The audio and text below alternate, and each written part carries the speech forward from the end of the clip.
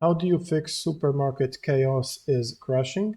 So first you want to go to your library and right click on the game, then open up the properties. Now in the launch options you want to add -dx11, then go to installed files and click on verify the game files. Once this is completed you can close Steam. Now you want to open up your browser and navigate to this link, which is in the description below.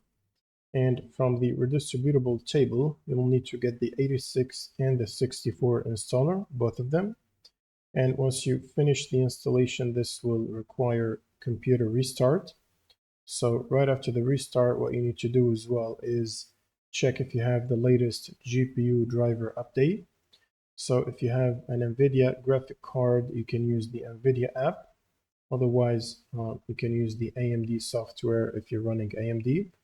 And from here, basically check for the latest driver update and make sure to download it and install it. And once you finish that, all you need to do is run Steam as admin, right click on Steam and run as admin, and then just launch the game from your library. And this should solve the crash problem. Thanks for watching and subscribe.